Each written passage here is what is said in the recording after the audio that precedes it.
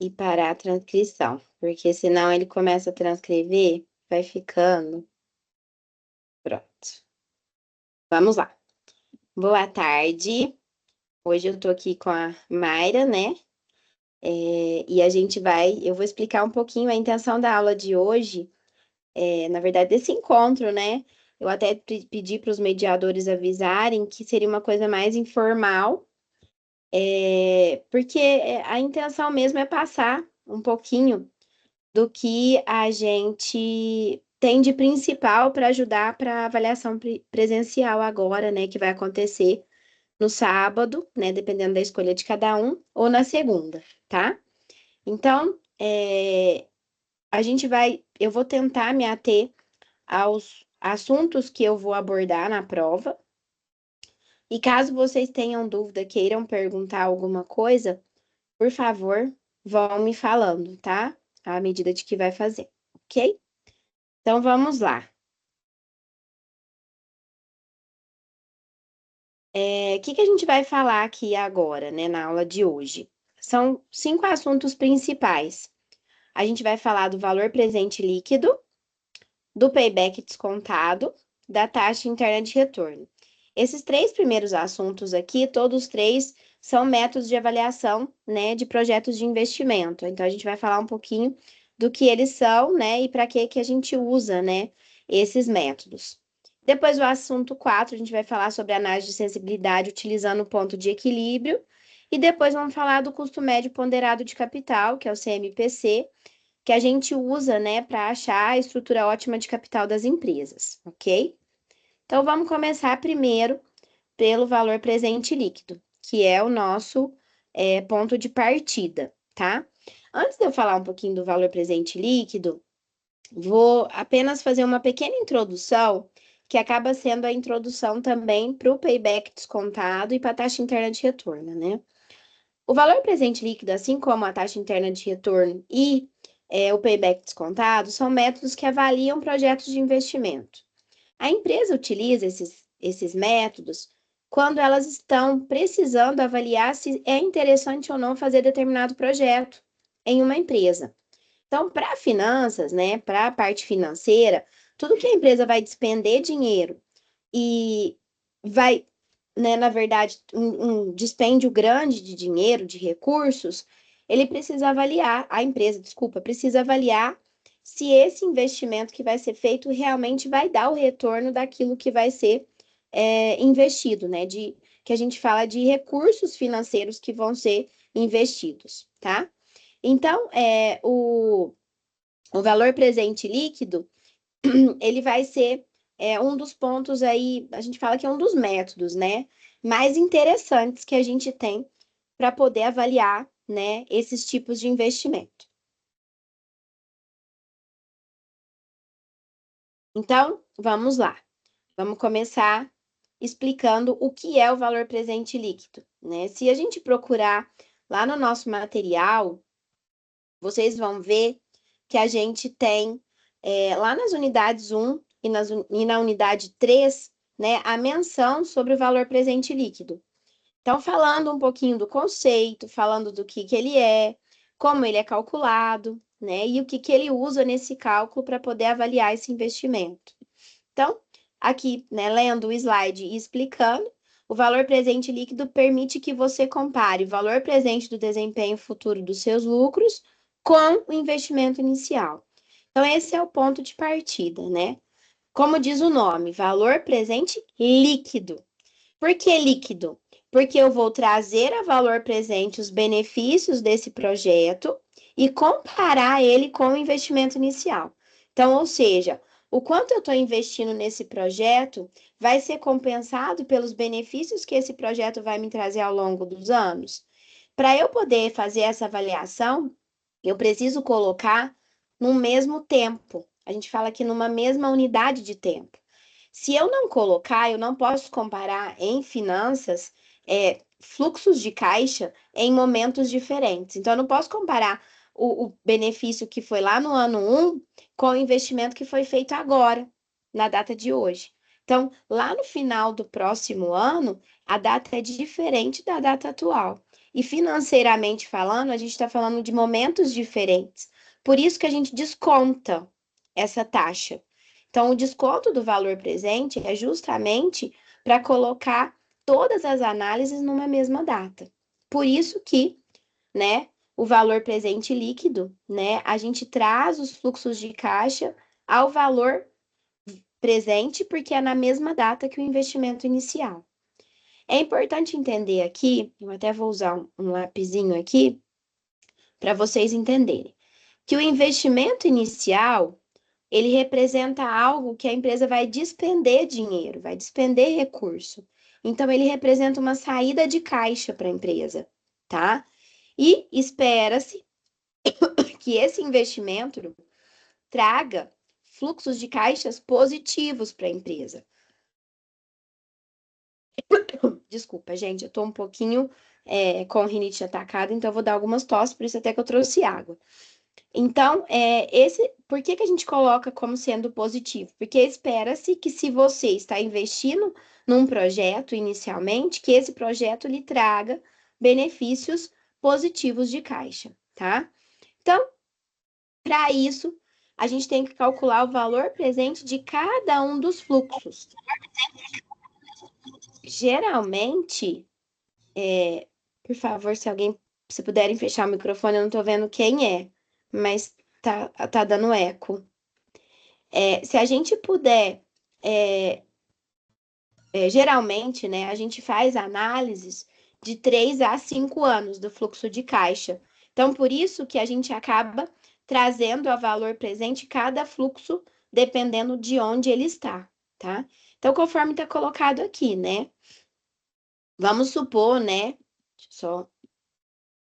Vamos supor se o valor futuro de um ano, né? Vamos supor que 120 mil seja daqui a um ano. Então, ele está no valor futuro, né? E que a taxa de desconto, ou seja, a taxa de juro envolvida no processo, seja 16% ao ano. O que a gente tem que fazer? Usar a fórmula do valor presente que está representada aqui. Qual que é?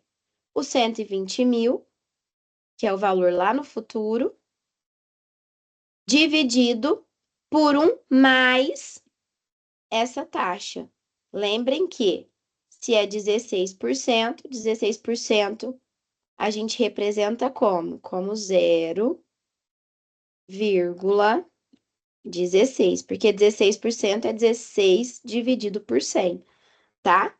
Então, 1 mais 0,16 elevado a 1. 1 do quê? Do período de um ano. Então, se fosse 2 anos, a gente aumentaria aqui para 2. Se fosse 3, aumentaria para 3. Se fosse 4, aumentaria para 4, tá? Então, descontando 120 por 1,16, porque aqui a gente não precisou elevar, né? A gente vai ter, né, o desconto e vai chegar no valor de 103.448,28. Isso deve ser feito para cada um dos fluxos que forem apresentados no ano 1, no ano 2, no ano 3, no ano 4, no ano 5 e assim sucessivamente, ok? Então, o que vai mudar na hora de eu trazer a valor presente? Apenas isso aqui, né? E, logicamente, o valor do fluxo de caixa, né? Porque o valor da taxa de juro vai ser a mesma, tá? O que vai mudar é o valor do fluxo de caixa e o período a qual esse fluxo está. Alguém tem dúvida dessa parte?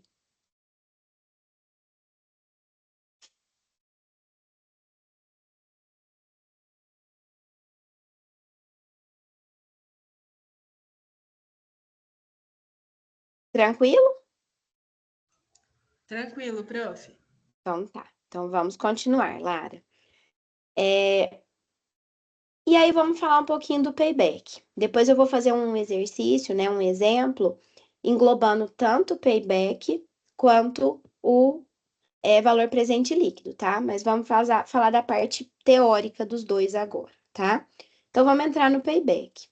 O que é o payback? Lembrando que o payback a gente tem lá na unidade 3 e a gente fala um pouquinho dele nessas páginas, das páginas 8, 9 e 10, tá? Nós estamos falando do payback descontado. Tessia, por que não falar do payback simples? Porque o payback simples, ele não utiliza a taxa de desconto. Ele não leva em consideração o valor do dinheiro no tempo, como a administração financeira preza, que é tudo isso que eu acabei de avisar vocês, né? A gente tem momentos diferentes e a gente precisa colocar todos no mesmo momento para poder analisar, tá? Então, o payback, ele simples não considera. Por isso que a gente sempre, quando vai falar de alguma decisão, a gente usa o payback descontado, ok? Que é o payback, que é o tempo de retorno dada uma taxa de desconto, tá? Aqui está falando um pouquinho que ele é recomendado, pois leva em consideração o valor do dinheiro no tempo, ou seja, a gente desconta os juros do fluxo de caixa livre, tá? Que é pela taxa de desconto considerada, ok? E aqui eu coloquei um exemplo. Vamos supor que a empresa tenha feito um investimento inicial, tá? De 130.600. Então, esse é o investimento inicial. Tessia, por que você está falando que é o inicial? Porque está no ano zero e está negativo, perceberam? Porque foi o valor que a empresa investiu, ou seja, o valor que ela tirou do caixa dela para poder pagar, tá? E aqui são os fluxos que foram gerados em cada um dos anos. No ano 1, no ano 2 e no ano 3. Aí lembra do valor presente, né? Que a gente fez. Assim como lá no valor presente líquido, no payback a gente vai fazer a mesma coisa, tá? Só que a diferença é que o payback é o tempo de retorno. E o valor presente líquido é o que foi, que voltou de fato em questão de valor, tá? Do valor do que foi feito, ok? Então vamos lá. Se a gente pegar esse 72 descontar pela taxa de desconto, a gente vai trazer ele a valor presente fazendo essa divisão, né? Então, 72.993 dividido por 1,15 vai gerar um valor de 63.472. O que a gente faz? A gente pega esse valor e desconta desse que foi feito o investimento. Percebe que aqui ficou negativo? Por quê? Porque 63.472 é menor que 130.600. Então, ou seja, no ano 1, a empresa ainda não gerou, né, não gerou, desculpa, o projeto ainda não gerou para a empresa o retorno de todo o investimento que foi feito inicialmente, tá? Restando ainda 67.128 para ser retornado, ok?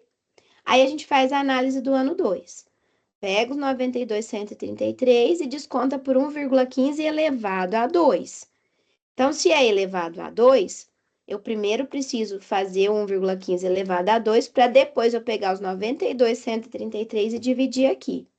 E aí eu vou chegar nesse 69.665. Esse 69.665 é maior do que 67, não é? É maior. Então, quer dizer que entre o ano 1 e o ano 2, a empresa já retornou, desculpa, o projeto já retornou para a empresa o valor, né, do investimento inicial, sobrando 2.537, tá?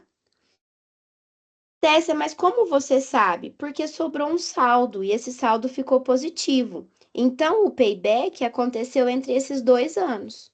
E como que eu vou saber quantos meses, né? Foi um ano, a gente já sabe que foi em um ano, mais alguns meses. Como que eu vou calcular esses meses? Eu vou pegar os 67.128, ó, tá aqui, e vou dividir por 69.665. E depois eu vou multiplicar por 12. 12 do quê, Tessia? Dos meses que tem no ano, tá? Então, na verdade, o projeto vai retornar para a empresa em quase em quase 2 anos, né? Mas vai ser em 11 anos e meio. Desculpa, em um ano, 11 meses e meio, ok? Ficou claro? Sim ou não?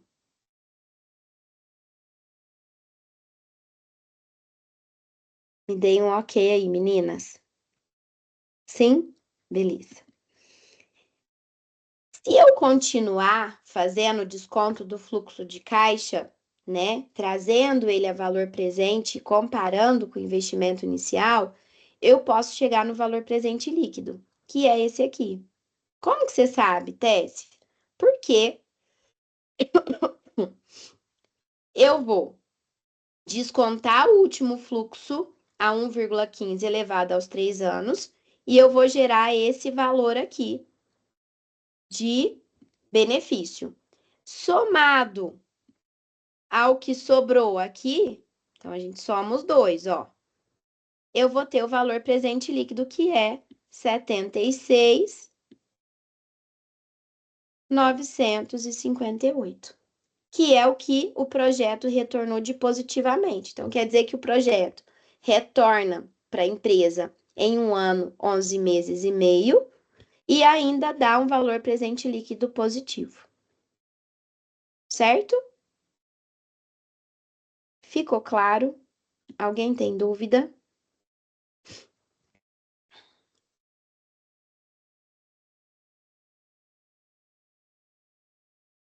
Vamos para o exemplo, tá?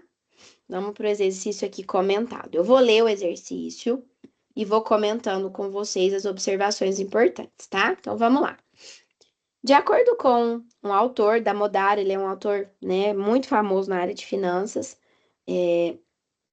projetos são considerados mutuamente excludentes quando apenas um entre os demais pode ser aceito pela empresa.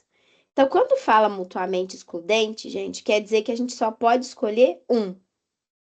E aí a gente vai avaliar, dentre os que a gente tá, né, em propostas, qual é o projeto mais rentável para a empresa. Então, é isso que está falando aqui.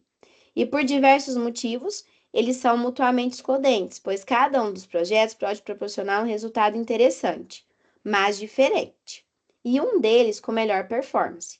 Portanto, ao se escolher entre projetos mutuamente excludentes, a empresa deve escolher o projeto que mais acrescenta valor, tá? Então, aqui já está sendo falado o que a gente deve usar, ok?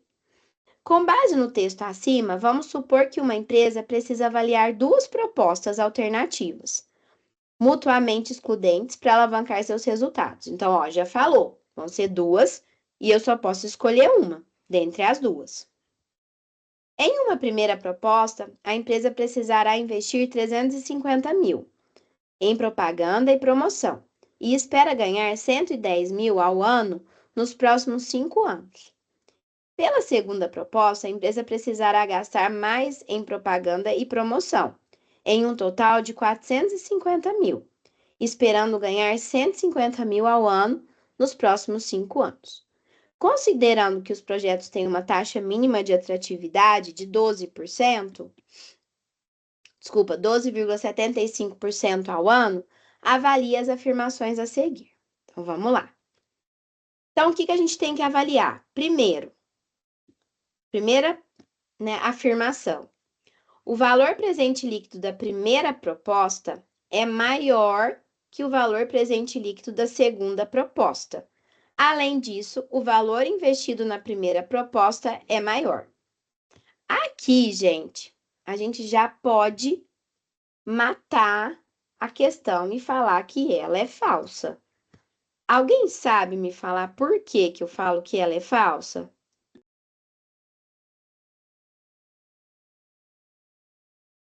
Alguém quer falar? Para me ajudar aí? Por que que ela tá falsa? Por que que eu já falei que ela é falsa? A Mayra tá escrevendo. Vamos ver o que ela vai me falar.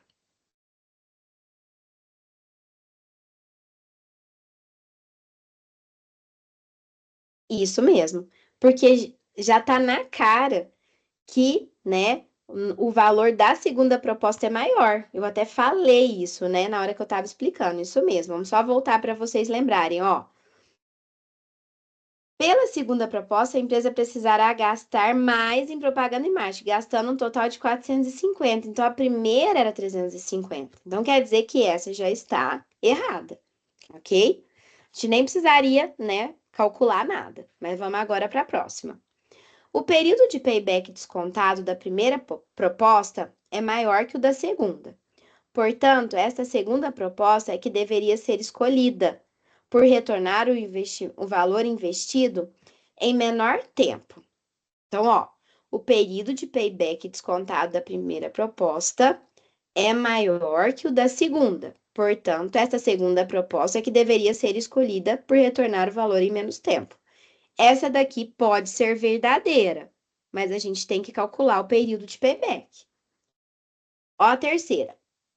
O período de payback descontado de ambas as propostas acontece antes de 3 anos e 11 meses. Portanto, ambas seriam aceitáveis caso não fossem excludentes. Então, essa aqui eu também preciso calcular o payback para saber se ela está correta, tá? Não dá para eliminar já agora.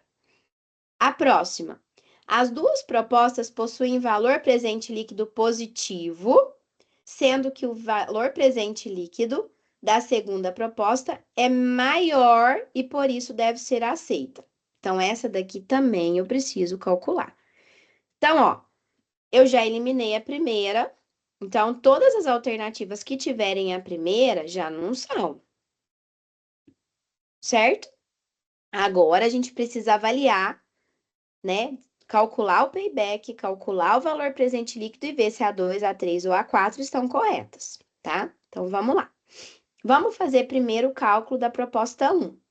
Vamos lembrar, o investimento inicial da proposta 1 é 350. E vai retornar por 5 anos, 110 mil cada ano, tá? Então, o que a gente vai fazer? A gente vai pegar 1 mais 0,1275, né? Que é o nosso fator de divisão, né? Que é o que a gente vai dividir lá, 7, 5, ok? Então, elevado ao ano. Então, nesse caso aqui do zero, a gente não precisa fazer porque ele já está no ano. Mas aqui a gente precisa dividir por 1,1275. Elevado a 1 vai dar 1,1275. 1,1275 elevado a 2 dá 1,2713. 1,1275 elevado a 3 dá 1,433. 1,1275 elevado a 4 dá 1,6161. E 1,1275 elevado a 5 dá 1,8221. Então, eu vou pegar o 110 e vou dividir por esse valor aqui. Então, divide. Quando a gente faz a divisão, a gente chega nesse valor aqui, ó. 97, 560 e 98. E vamos fazer isso com todos, tá? Com todos, a gente vai dividir e vamos chegar ao valor que foi achado aqui, certo? Achamos o valor. O que a gente faz para achar o valor presente líquido? A gente pega, soma todos esses fluxos aqui que a gente fez, né? A valor presente, soma 97 com 86, com 76, com 68 e com 60 e tira o investimento inicial. Se a gente fizer isso, a gente vai ver que a proposta 1, o valor presente líquido é positivo. É 39.267,16. Ok? Dúvidas? Agora, se eu fizer o cálculo do payback, ó, percebam que aqui tá tudo negativo. Só no último ano que ficou positivo. Então, a gente vai comparar 21, que é o último ano negativo, com o valor presente do ano que se tornou positivo, que é 60, e multiplicar por 12. Os 4 anos a gente já sabe, né? Porque foi entre o 4 e o 5 ano, o quarto e o quinto ano que houve o payback. Mas os meses, eu tenho que dividir esses dois e multiplicar por 12 para achar os 5 meses. Ok? Então, no caso da proposta 1, payback é 4 anos e 5 meses e o VPL é 39.267,16. Para a segunda proposta, depois eu mostro pela calculadora, só para a gente fechar o raciocínio e aí eu volto na calculadora, tá? Para fechar a proposta, vamos ver a dessa daqui. Essa daqui a gente vai fazer a mesma coisa, tá? Mesma coisa que a gente fez. Pega o valor, que é o de 150, lembra que o fluxo era esse, e esse é o investimento inicial. Então, eu vou pegar e vou descontar pela taxa de desconto, dado o momento que está. E aí, vocês também vão ver que vai ter a mesma situação da anterior. A gente vai ter o retorno só entre o quarto e o quinto ano, tá? Então, quer dizer que ele vai se tornar positivo só no último ano. Então, o valor presente líquido é 40.818,85, que é o maior do que a anterior. E para eu achar o payback de meses, eu pego 1.501,74, que é o último, né, valor negativo descontado do investimento inicial, dividido pelo valor presente primeiro positivo, que é 82.320,60. Então, eu vou ver que foi retornado em 4 anos e 1 mês. Percebe que, então, a segunda proposta retorna 4 meses antes da primeira. E o valor presente líquido dela é maior do que a primeira. Então, agora a gente consegue avaliar as alternativas, né? A 1 a gente já tinha falado que é falsa. A 2 é verdadeira. Por quê? Porque ela diz: o payback da primeira proposta é de 4 anos e 5 meses, né? Ah, desculpa, tá aqui, O período de payback da primeira proposta é maior que o da segunda. Então, a segunda é que deveria ser escolhida porque retorna em menor tempo. Então, essa tá verdadeira. Porque a gente viu que a primeira proposta retornou com 4 anos e 5 meses. E a segunda em 4 anos e 1 mês. Então, a segunda proposta realmente retorna mais rápido, tá? Então, aqui é falsa, como a gente já falou, e a segunda é verdadeira. E a terceira? A terceira é falsa, porque ela falou que todas as duas propostas retornavam, né, pelo payback em 3 anos e 11 meses. E não é verdade. Todas retornaram após o quarto ano. Então, a 3 é falsa. Agora vamos ver se a quarta é verdadeira, né? Então, as duas propostas possuem valor presente líquido positivo. Verdade. Sendo que a segunda proposta é maior. Ela realmente é. Lembra que deu 80 mil e a primeira deu 39. Então, essa é verdadeira. Então, qual que é a alternativa correta? É a C, que fala que a 2 e a 4 estão corretas. Vou voltar ela lá só para vocês verem. Aqui, ó. Alternativa correta, 2 e 4. Porque a B não tá certa, que a 3 tá errada, e a D também tá errada. Alguém tem dúvida?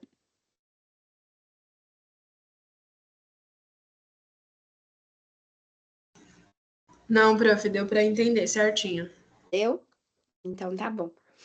Pessoal, eu só queria falar uma coisa importante para vocês. Aqui não tem que decorar nada, tem que entender, tá? Então, não é pegar a aplicação da fórmula, é entender de fato o que a gente está fazendo. O que que a gente está fazendo? Diante de um investimento que foi feito, o investimento que teve, o projeto vai retornar aquilo que a empresa investiu?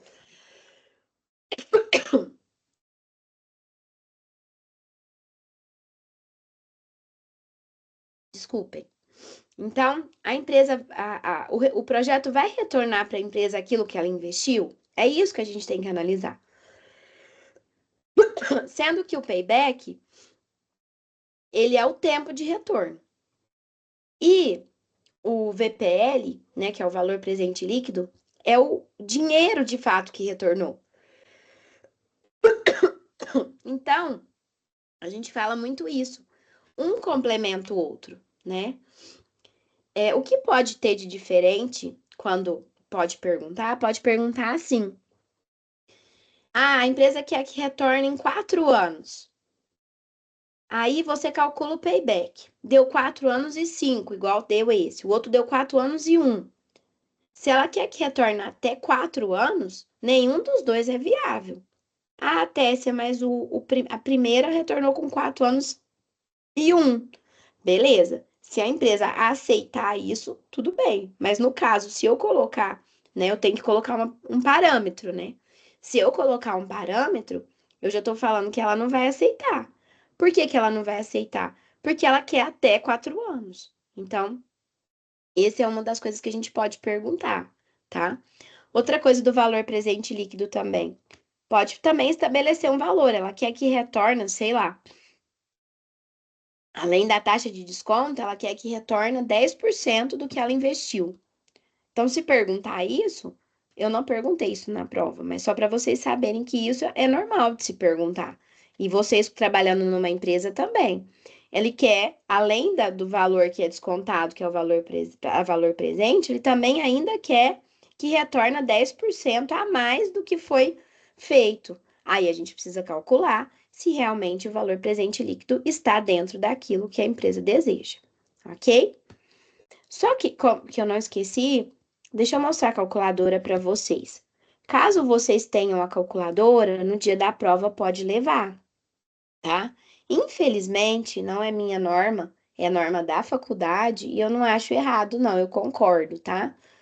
Não pode usar a calculadora do celular, até porque o celular não é só a calculadora, né? É um meio de comunicação. E é uma prova, né? Então a gente não pode permitir o uso da calculadora do celular. Mas se vocês tiverem uma calculadora HP, uma científica, seja qual for, no dia da prova, porque ajuda, tá? Então eu recomendaria que vocês levassem, até mesmo para vocês poderem fazer a prova, né?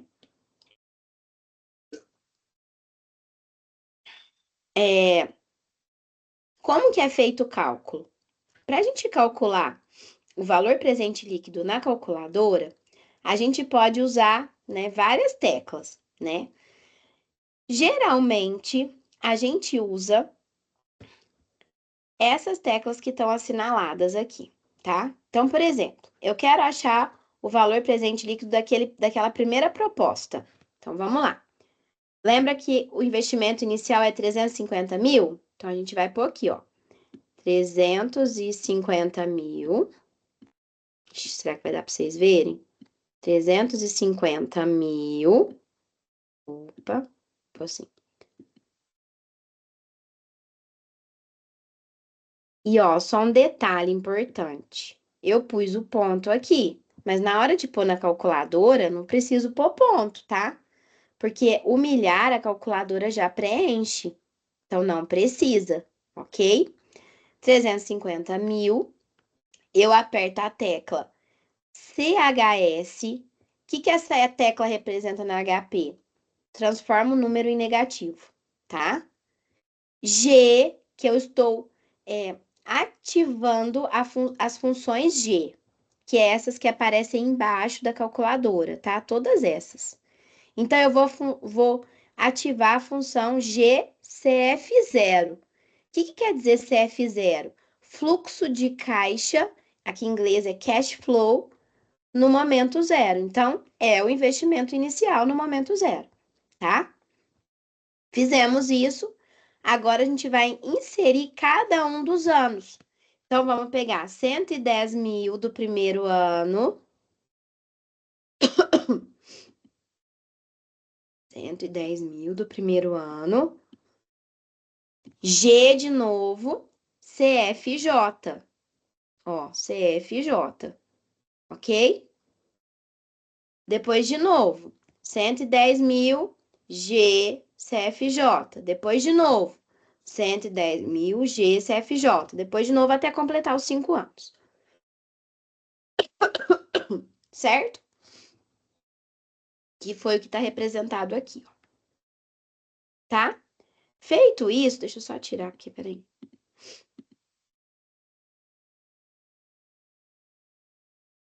Feito isso, eu vou pegar os 12,75 e vou colocar como I.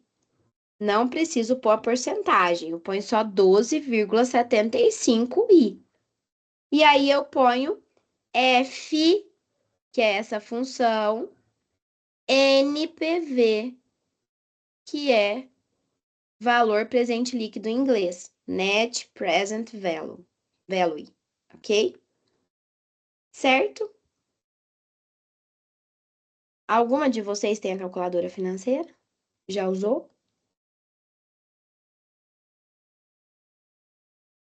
Tem, Lara? Tem, Mayra?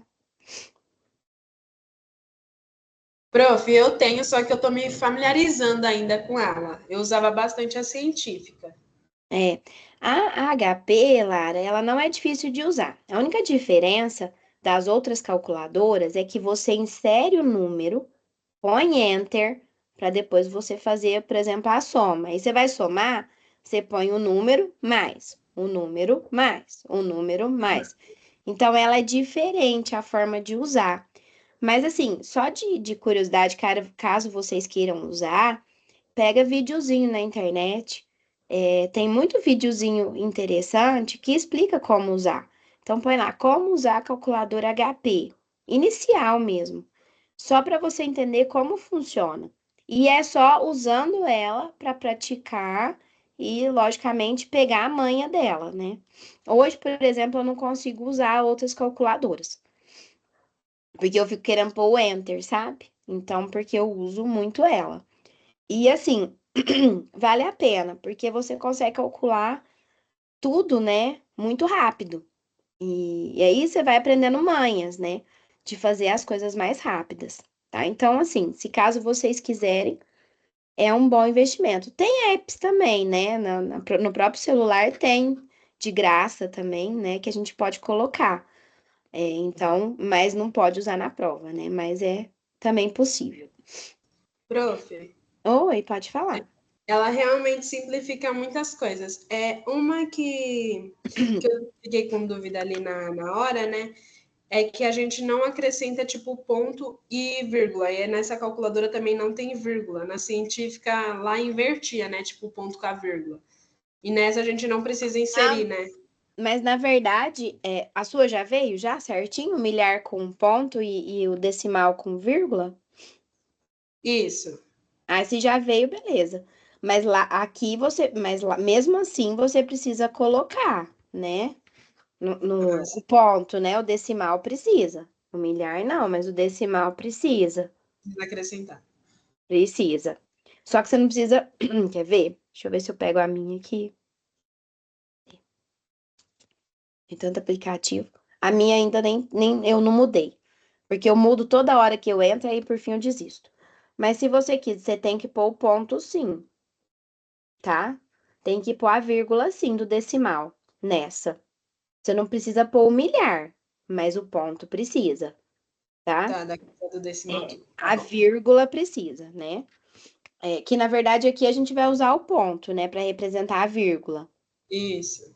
Porque a HP ela é americana, né? E a americana é o contrário, né? A vírgula que é pro milhar e o ponto que é o decimal, né? Não, Por tudo isso, bem, então. Tá bom, mas aí é obrigada. só você inverter, tá? Tá bom, obrigada. Nada. E aí vem a taxa interna de retorno. Só que a taxa interna de retorno, pessoal, eu não vou exigir cálculo, porque aí eu teria que todo mundo tinha que ter ela, né, em mãos, né? Uma calculadora, uma forma de calcular. Então, eu não exijo na prova o cálculo da taxa interna de retorno. Eu só vou exigir de vocês o conceito, né? Porque o que que é a ideia da taxa interna de retorno? Como o nome diz, qual é a taxa que está implícita dentro do projeto de investimento? Ou seja, o quanto que o projeto de investimento vai trazer de retorno para a empresa em termos percentuais, tá?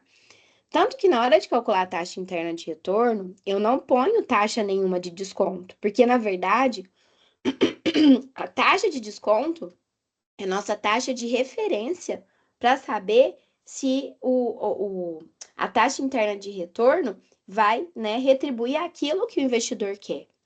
Então, por exemplo, só para vocês entenderem, se eu calcular um investimento, né, um retorno de um investimento que der 10%, mas a empresa deseja um retorno, uma taxa interna de retorno de 10%, e a empresa deseja que retorne 15%, o projeto não vai ser rentável para a empresa. Porque se eu descontar 15%, eu não vou ter o retorno esperado, que é de 15%, eu vou ter só de 10%. Então, a taxa interna de retorno é o valor implícito no projeto, né? De retorno do projeto, sem descontar taxa nenhuma, ok? Então, esse é o ponto principal aqui que a gente tem que considerar em relação à taxa interna de retorno, que eu coloquei aqui para vocês, né? A gente encontra lá na unidade 4, e aí eu falo, é a taxa de desconto que iguala as entradas e as saídas de caixa. Ou seja, é a taxa que anula o valor presente líquido, fazendo com que ele seja zero. Então, ou seja, se eu comparo o investimento inicial com todos os fluxos de caixa, eu estou igualando os dois. Eu quero que tudo que traga de benefícios seja igual ao investimento que foi feito. Então, ou seja, eu estou calculando dentro desse projeto qual o retorno dele em termos percentuais, tá?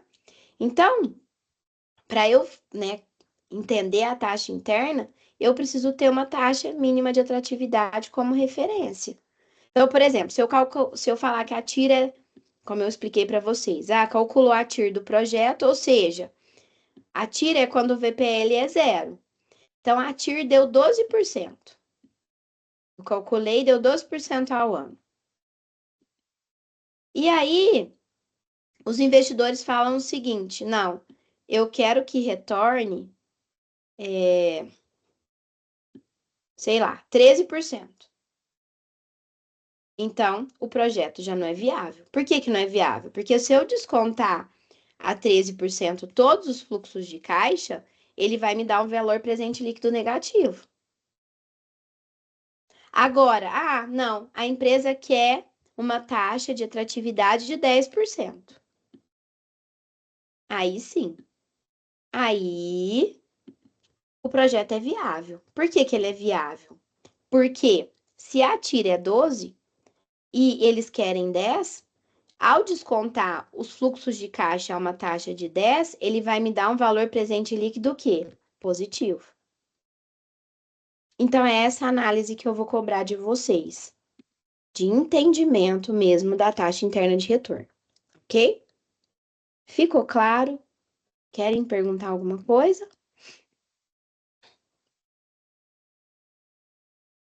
Ok. Então, vamos para o nosso quarto assunto, né? Nosso penúltimo da aula e quarto assunto, que é a análise do ponto de equilíbrio. Aqui, a gente está falando da análise de sensibilidade. O que que é análise de sensibilidade? Se mudar alguma coisa do comportamento da empresa, eu uso o ponto de equilíbrio para saber se essa variação vai ser sensível ou não para a atividade da empresa, ou seja, se vai trazer uma alteração muito grande ou muito pequena para a empresa. Então, o ponto de equilíbrio aqui é para justamente a gente analisar isso, tá? Tanto que eu coloquei aqui. No ponto de equilíbrio, a parte conceitual de ponto de equilíbrio, tá? A gente tem as receitas totais que vão fazer com que os custos e despesas totais sejam iguais. Então, no ponto de equilíbrio, eu vou ter como se fosse uma balança. Eu vou ter custos e despesas iguais às receitas.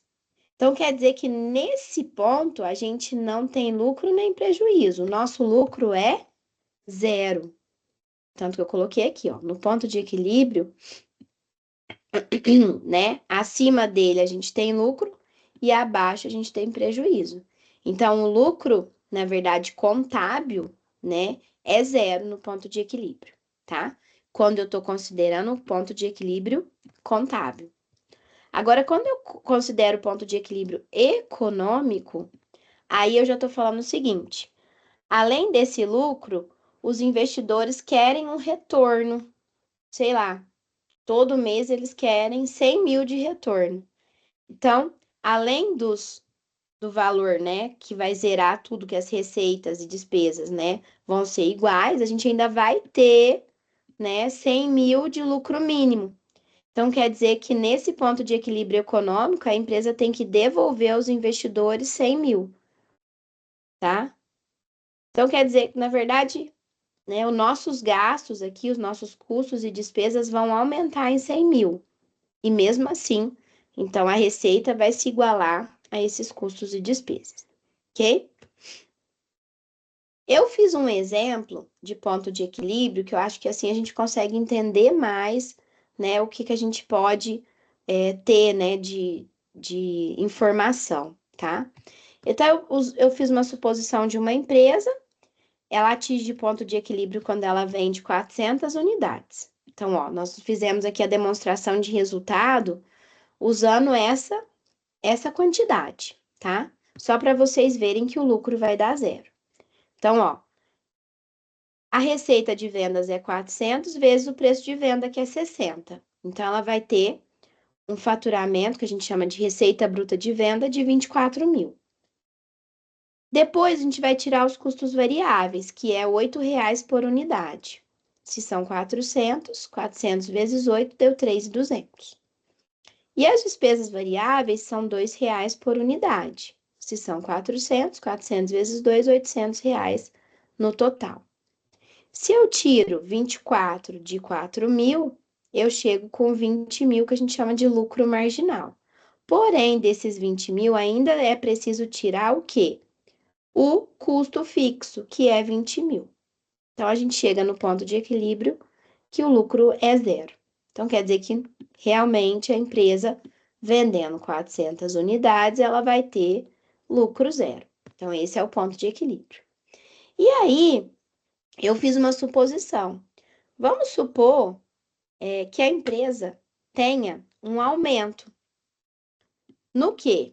No custo fixo dela, né? No custo e na despesa fixa dela, que de 20 agora vai para 24. E também tenha um aumento do preço dela, que antes era 60 e passa a ser 62,50. Qual vai ser o impacto disso na empresa? O que a gente tem que fazer primeiro? Se a gente for usar o ponto de equilíbrio, é achar um novo ponto de equilíbrio, tá? Então, a gente vai pôr os 24 mil, que é o custo fixo que aumentou. Vou achar a margem de contribuição unitária, que agora o preço de venda era 60, passa a ser 62,50, ó, o preço de venda. E eu vou tirar os custos e despesas variáveis, que mantém-se o mesmo, só para vocês lembrarem. O custo variável é 8 e a despesa variável é 2. Somando os dois, dá 10, né?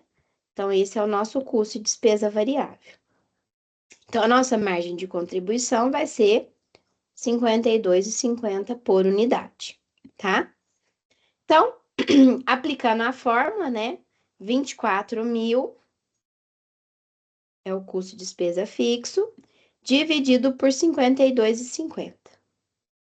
Então, a empresa terá que vender quanto? 457,14 unidades. O que isso quer dizer? Que se aumentar o custo fixo, mesmo aumentando o preço de venda a esse valor, a empresa vai ter que vender mais unidades do que ela venderia se ela, né, não tivesse tido esse aumento, ok? E isso quer dizer que, mesmo aumentando esse preço de venda aqui, que foi um aumento, né, não tão grande, mas um aumento que pode até acarretar, né, uma venda menor, isso é normal, ela teve ainda um custo fixo e uma despesa fixa maior. Então, ela vai ter que vender mais para poder cobrir, né, a atividade dela, ok? Dúvidas desse exercício? Aqui eu fiz algumas considerações, só para vocês entenderem o que eu falei. Neste caso, como as despesas e os custos fixos aumentaram a quantidade para gerar o ponto de equilíbrio, também aumentou. O ponto de equilíbrio aumentou 14,29%. O que eu fiz para achar isso daqui? Eu peguei os 457 e dividi por 400, né? E tirei 1, tá? Então, eu cheguei que teve um aumento de 14,29, tá? Então, o custo fixo aumentando e o preço de venda aumentando daquela forma gerou um aumento do ponto de equilíbrio de 14,29. Esse aumento da quantidade no ponto de equilíbrio ocorreu porque o aumento do preço de venda. Peraí só um minutinho, porque o negócio tá na minha frente aqui. Não consegue gerar receitas que supram o aumento das despesas de custo fixo. Isso é claro, né? Porque o aumento de custo fixo foi 20%. É bastante, né, gente? Quase 20%, na verdade. Não dá 20, não, dá 20% certinho. Então, de 20 foi para 24 mil. Então, mesmo aumentando o preço de venda, eu não consegui suprir isso, tá? E, logicamente, a margem de contribuição vai alterar. Por que que ela alterou? Porque o preço de venda alterou. Antes a margem era quanto? Era 50. E agora ela passou a ser 52,50, porque o preço de venda aumentou, tá? Não aumentou o custo e despesa variável, mas o preço de venda sim.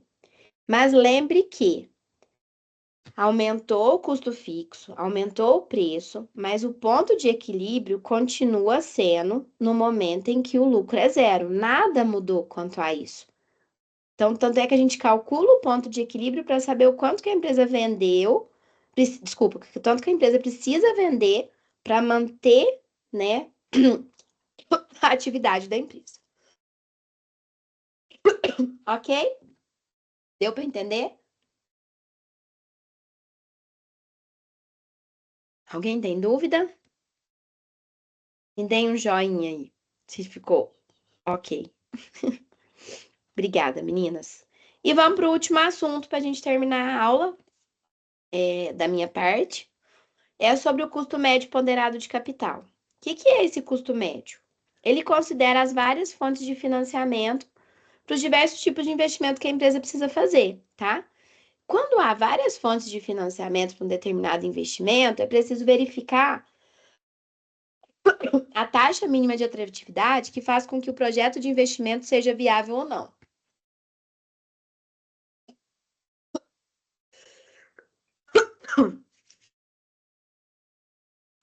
Ai, meninas, desculpem. Me dá um tempinho.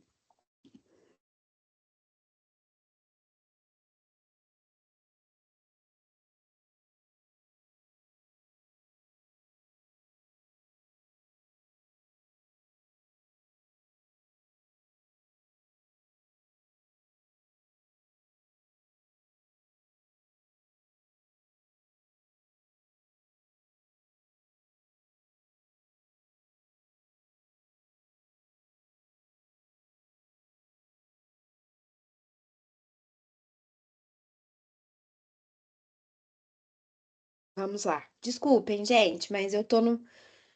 Quando eu liguei o ar aqui, porque aqui o calor tá insuportável e eu tenho alergia do ar. Aí se eu começo a tossir, tem hora que não dá. Me perdoe. Então, o que que a gente precisa avaliar aqui? Avaliar, na verdade, os tipos de investimento que podem vir a ter. Para fazer um investimento, a gente pode usar dois tipos de capitais: o capital próprio, que é o capital da própria empresa, e o capital de terceiros, que é quando a empresa vai ao mercado financeiro e pede dinheiro emprestado, tá? Só que todas as duas formas de pedir financiamento, ela tem um custo, tem um ônus, que é o quanto que vai ser cobrado da empresa por usar essas fontes de financiamento. Por mais que você vire e fale assim, ah, mas eu vou usar o capital próprio. Mas muitas vezes, dependendo do tipo de empresa, às vezes o capital próprio da empresa, ele tem um custo maior do que se a empresa pegar recurso no mercado financeiro, tá? Isso é muito comum. Por quê? Porque quando a empresa é empresa grande, o valor que ela precisa retornar para os investidores acaba sendo maior que, às vezes, recursos, por exemplo, do BNDES, tá? Que tem juro e custo baixo. Então, a grande sacada do custo médio ponderado de capital é justamente isso: é ponderar essas fontes de financiamento para que, diante do investimento que vai ser feito, o quanto que eu vou utilizar de cada um e o quanto que essa taxa precisa ser remunerada diante daquilo que os investidores querem. Então, o custo médio ponderado de capital, ele tem essa essa função, né? Que é justamente o que eu pus aqui, coloquei aqui. O custo médio ponderado de capital significa a ponderação de cada um dos custos de capital a serem utilizados para o projeto de investimento, tá? Então, essa metodologia, ela calcula a taxa mínima de atratividade, né? Baseado nessas fontes de financiamento, ok? Eu vou dar um exemplo, que eu acho que pelo exemplo fica mais claro o que eu tô falando, tá? Vamos supor um microempreendedor, ele quer montar um restaurante e ele quer implementar um sistema de delivery. E aí, para fazer esse sistema de delivery, ele vai ter um financiamento do projeto dele. Ele vai usar 30% recursos do BNDES, 15% empréstimo bancário e 55% de recursos próprios, tá? O custo de financiamento junto ao BNDES é 4,5%. Os empréstimos bancários vai dar um custo de 18%. E o custo do capital próprio, né, é 12,5%. Então, para eu calcular o custo médio ponderado de capital, o que eu vou fazer? Então, eu só vou ler a pergunta para vocês entenderem o que a gente está fazendo. Com esses dados e utilizando o custo médio ponderado de capital para o cálculo, vamos calcular o retorno mínimo que a implantação do novo sistema deverá ter para ser interessante à nova realidade do restaurante, que é o que a gente quer, né? Calcular a taxa mínima de atratividade para a implantação desse novo sistema de delivery. Para a gente fazer isso, a gente vai fazer a média desses recursos todos. E o que eu vou fazer? Eu vou pegar cada recurso com o seu ônus e multiplicar e somar no final para que eu tenha o 100% do investimento. Ó, só para vocês entenderem. Se eu pegar 30 mais 15 mais 55, vai dar 100%, que é o valor total do que vai ser investido, ok? Por isso que a gente também vai somar ao calcular aqui, tá? Então, vamos pegar os 30% e multiplicar por 4,5, que é o custo dele. Então, 30% vezes 4,5 vai dar 1,35 para recurso do BNDES. Empréstimo bancário é só 15% vezes o custo dele, que é 18. Então, 15 vezes 18 vai dar 2,7. E o recurso próprio, que é o restante, 55 vezes os 12,5. Então, 55 vezes 12,5 dá 6,875%. Somando esses três resultados, a gente vai chegar numa taxa de 10,925. O que isso quer dizer? Que está explicando aqui. A taxa mínima de atratividade deve considerar o custo de cada fonte de financiamento que a gente fez e também a participação de cada uma dessas fontes no investimento total. Então, é o que a gente fez. Consideramos a participação de cada uma e o custo de cada uma. Achamos a taxa. O que é essa taxa? É o mínimo que a empresa precisa retornar. Então, se eu falar assim, a taxa mínima de atratividade, desculpa, a taxa interna de retorno desse investimento é 9%. Não pode, porque a taxa mínima tem que ser 10,92. Se for 9, o investimento não é viável. Ele só vai ser viável se for maior que esses 10,9 aí, ok? Ficou claro? Sim? Gente, da minha parte era isso. Tanto é que eu programei uma aula de 1 hora, né? E aí, tirando minha tosse e minha crise da tosse, e o tempo que eu levei para ir lá buscar água, que eu acabei atrasando, eu acho que eu cumpri a minha 1 hora. Vocês querem perguntar alguma coisa? Estão em dúvida? Querem questionar? Estou à disposição.